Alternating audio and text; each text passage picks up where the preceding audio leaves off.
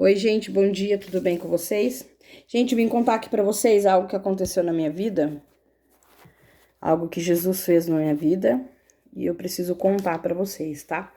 Bom, pessoal, para quem não sabe, pra quem me conheceu de 2016 pra cá, algumas pessoas podem não saber, mas eu estava afastado dos caminhos do Senhor. Já fazia 8 anos que eu não ia mais na igreja, que eu não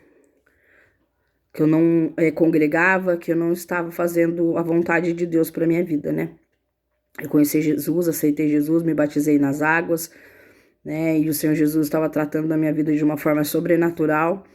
E por algumas escolhas erradas, alguns tropeços da vida, a palavra diz que um abismo chama outro abismo, e quando a gente não se atenta para isso, o fim é inevitável, né? As coisas acabam sendo encaminhadas para um caminho bem distante do Senhor. Enfim, nesses 8 anos que eu passei distante dos caminhos do Senhor, eu sofri bastante, né?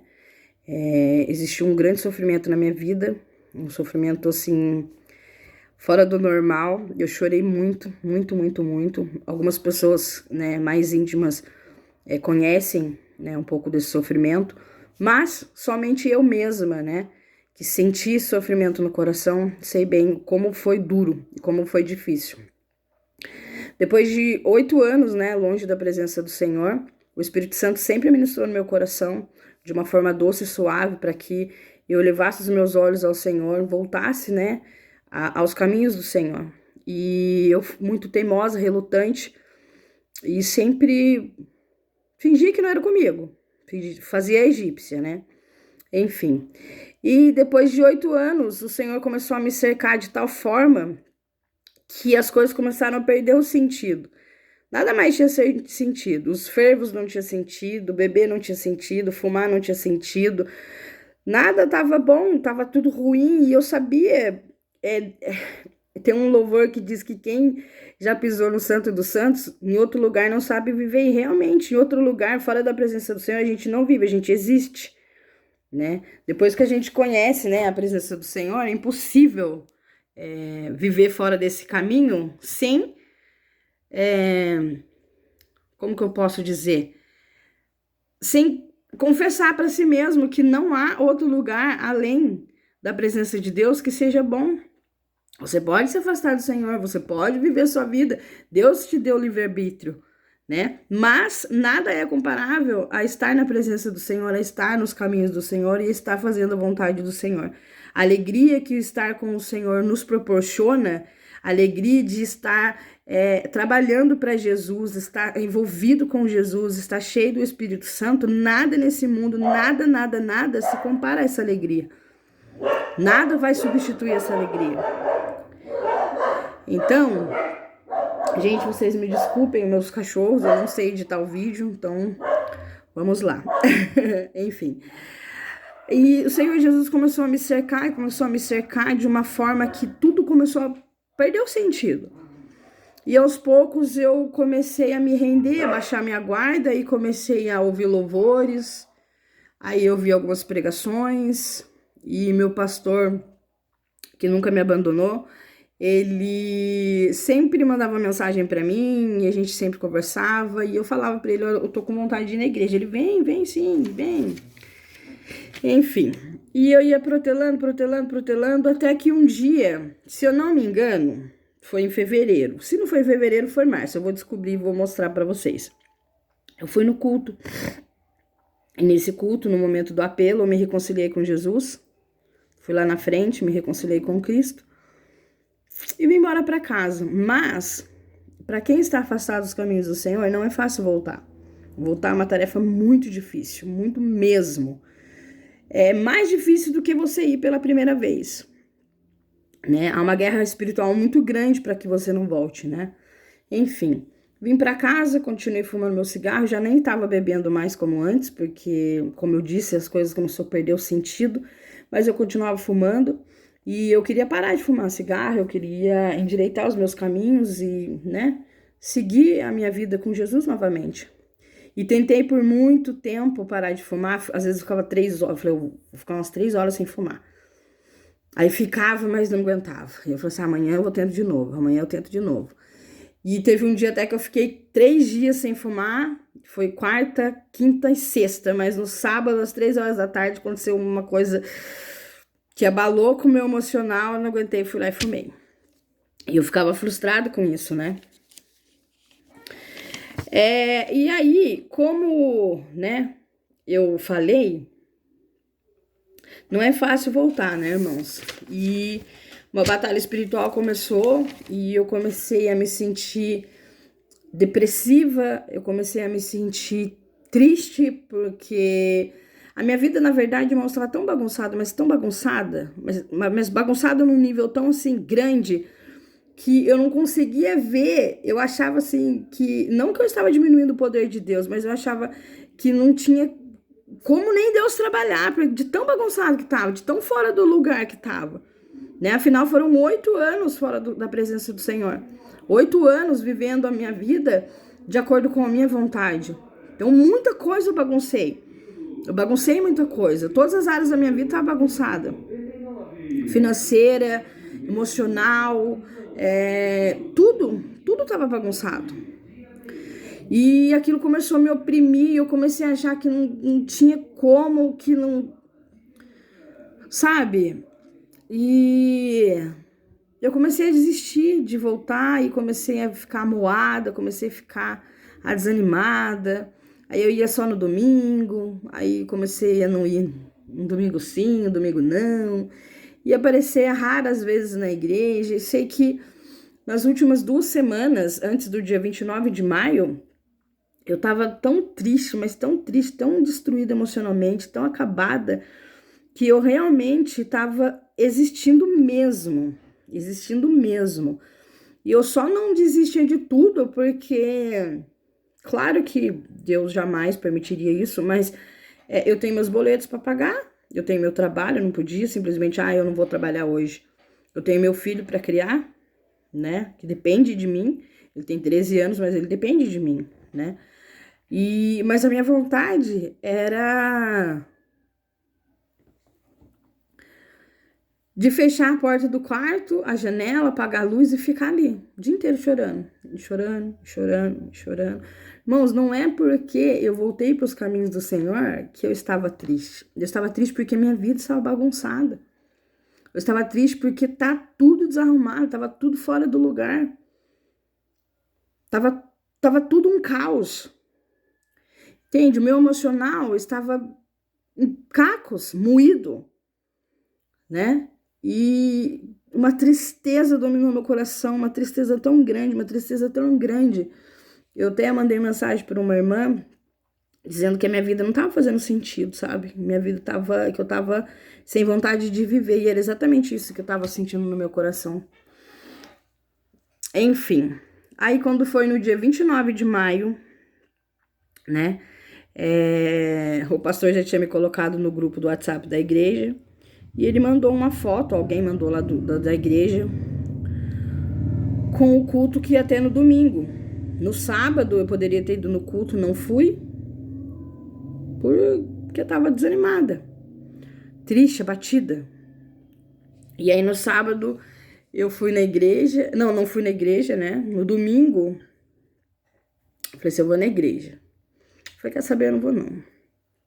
Aí eu, né, nesse post aí, né, que foi enviado lá nesse bannerzinho que foi enviado lá no grupo da igreja, tava escrito lá, né, o nome do pastor, do presbítero que ia pregar. E como fazia 8 anos que eu não tava congregando mais da igreja, eu achei que esse irmão era de fora, que não era daqui.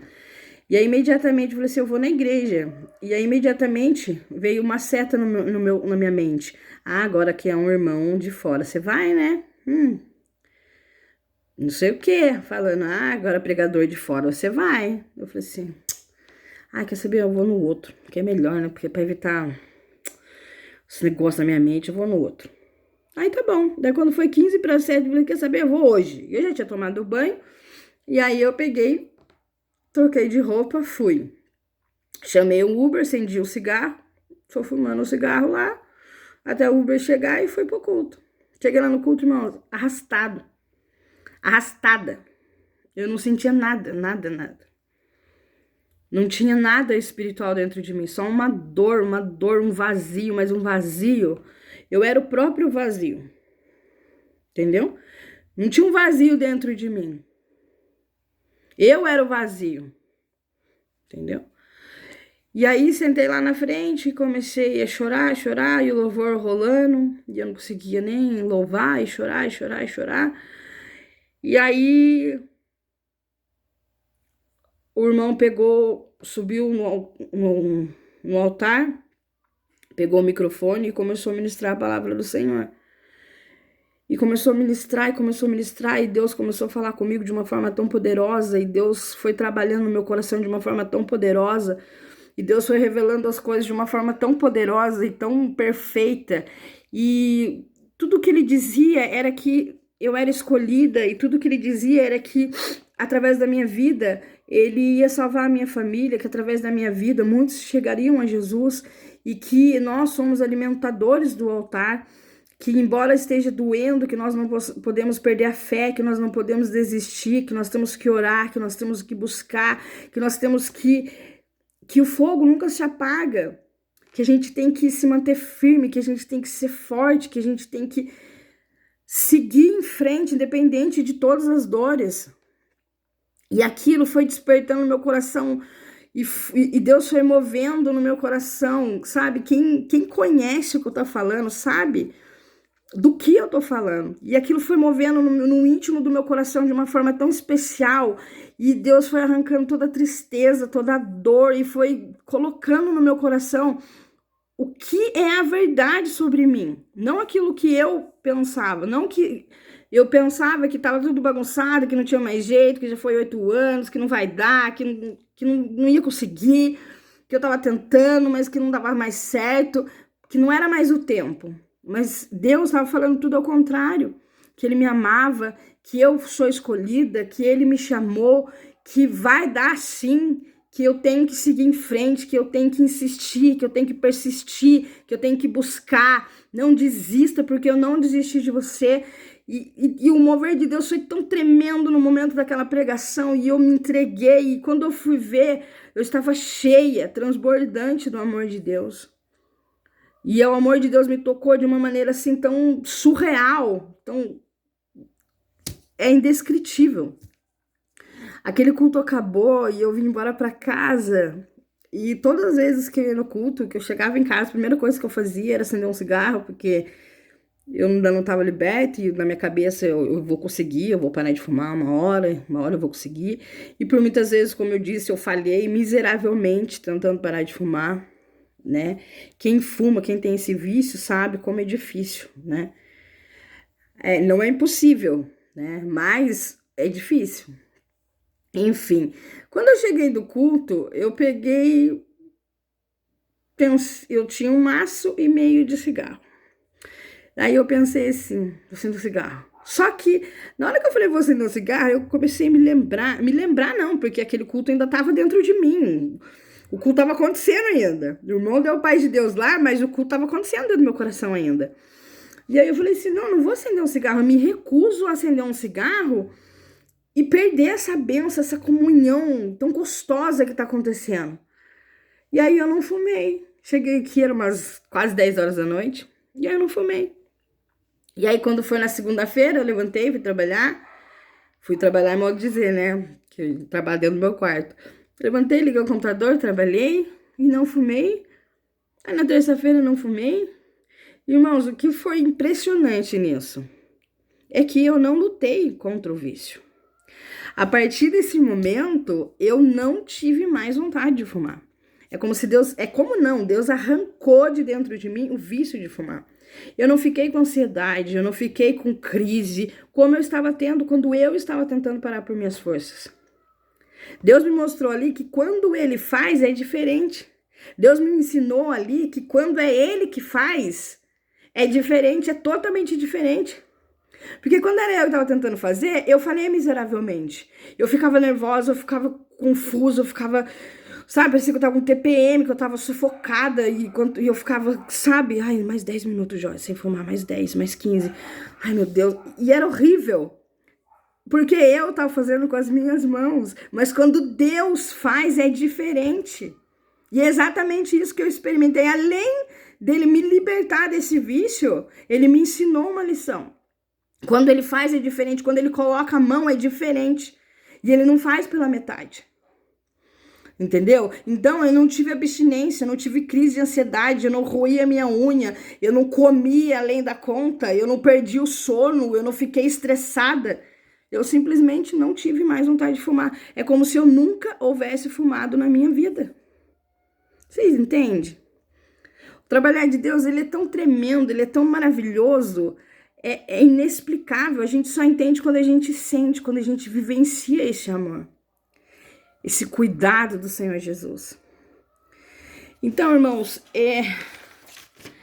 vocês todos que estão me ouvindo, né?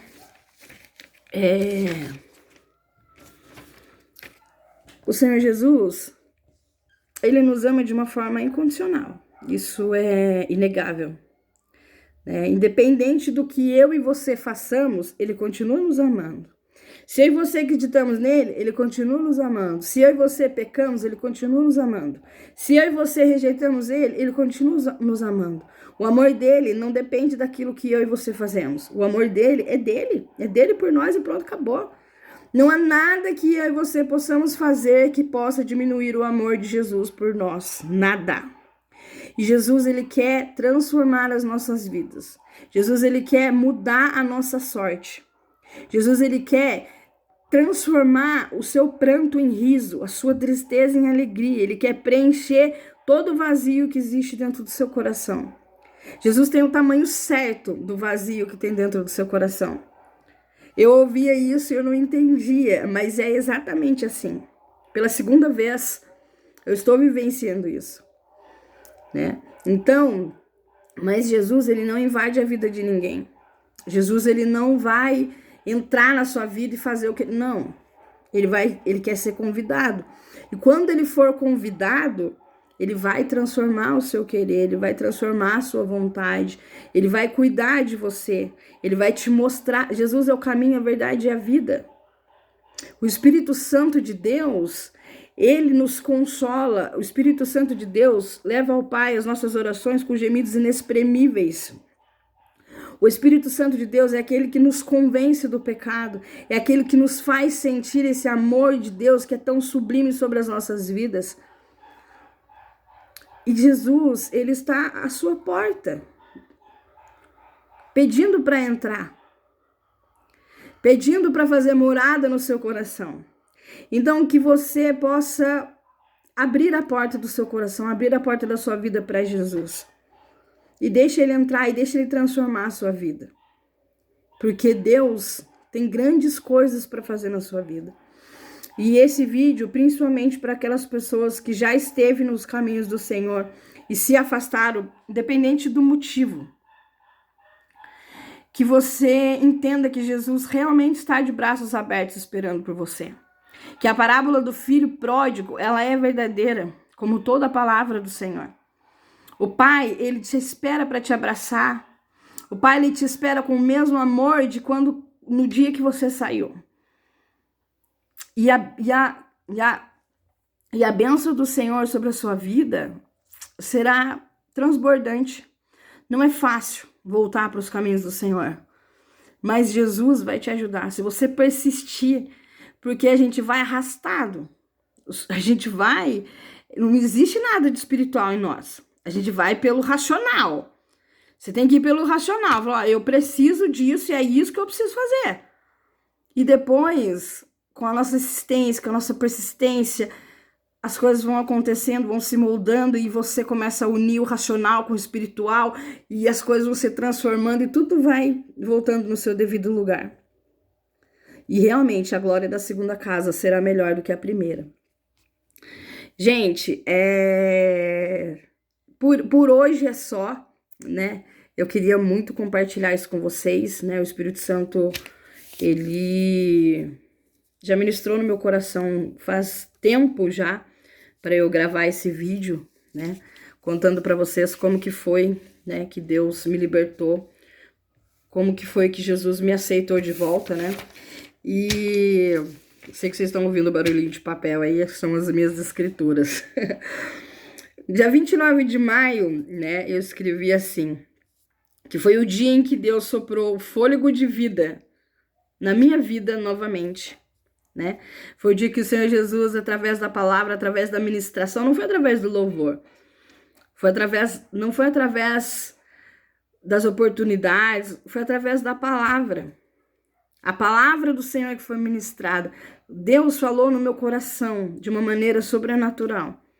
E ali, onde eu fui para aquele culto com vontade de sumir, eu tinha vontade de morrer, tinha vontade de... Mas não que eu estava prestes a cometer suicídio, não é isso. Mas eu estava sem vontade de viver, minha vida não fazia sentido nenhum. Entende? E aí, Deus soprou sobre mim o fôlego de vida. Porque eu saí daquele culto extasiado, eu saí daquele culto flutuando. Eu entrei lá morta e saí de lá viva. Gente, é só vivendo para entender. Eu entrei lá morta, arrastada, e eu saí de lá viva, cheio da graça do Senhor. Não que eu merecia, eu não mereço, mas eu saí de